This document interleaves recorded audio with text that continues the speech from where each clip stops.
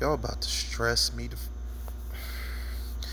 Look, man. I know episode 3 dropped. I know I didn't do a video review for episode 2, and I did go and watch episode 3. And this is gonna be hard to talk about both episodes because I episode 3 is more fresh in my mind, so I can't remember everything that unfolded in episode 2. And episode 1 pissed me off pretty early on.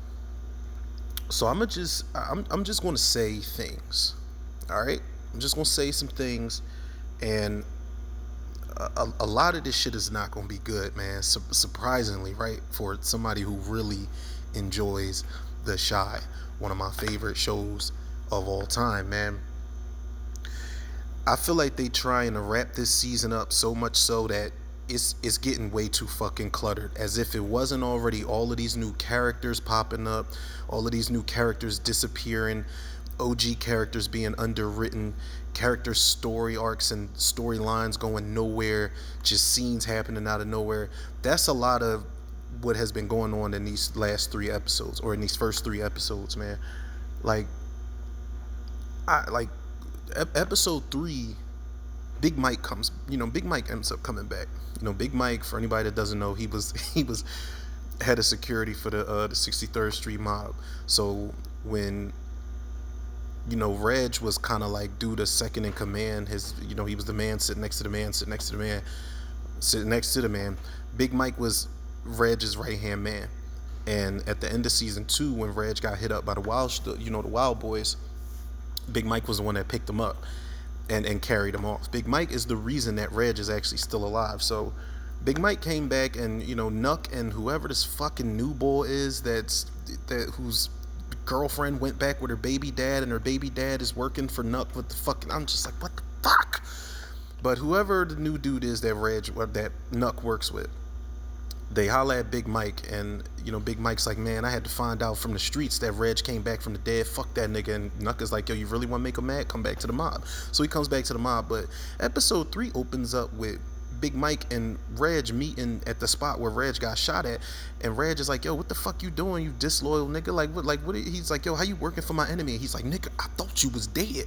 And they have like this back and forth little quarrel thing. It's almost like they like a bitter, like two bitter exes arguing with each other, man. It's like, I like the characters, but goddamn, man, he's just like, listen, man, oh, you ain't stayed to check on me and make sure I was alright. He's like, nigga, I thought you was dead. If I would have known you was there, I would have stayed. And he's just like, well, I didn't die. And he's like, my bad, man. And Reg is just like, man, fuck you. And then he walks off, and I'm like, that scene was all of 60 seconds for what?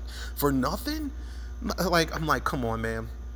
There's a scene where Jake is talking to, I think is it Lene's friend or Kenya's friend? There's this new girl popping up who's a photographer, and they just got this random scene where her and Jake, now her and Jake are flirting, but you could tell Jake is one of them dudes that acts like he's not interested, but he still will smash the chick anyway. That's how Jake's been getting ass like throughout the course of the show.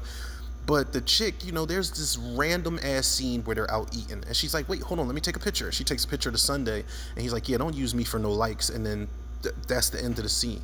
It's too many scenes where characters have a quick exchange, and then we're just moving on to the next scene, man, just trying to get by. Like, it's just so fucking weird, man.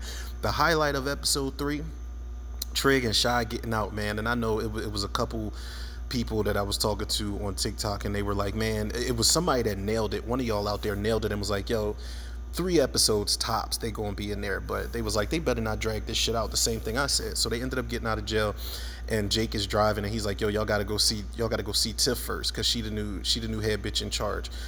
And Shad and Trig meet with Nuck and Tiff, and they give them this big ass duffel bag full of money to hold them over and shit. And the whole time, you can look in Trig's face, look in his eyes, you see that is Trig. Victor ain't there no more.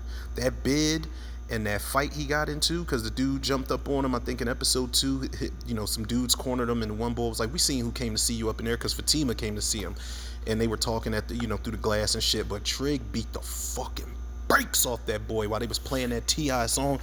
Yo, that scene was crazy because I'm like, Trig was doing like a couple little like defense moves and shit in there, man. I was like, yo, I said that was a good fight scene, but Trig fucked him up bad and did like a grizzly bear scream at the end of the fight scene. But it was a good scene, man. You can see the transformation. You can see it in Trig's eyes, man.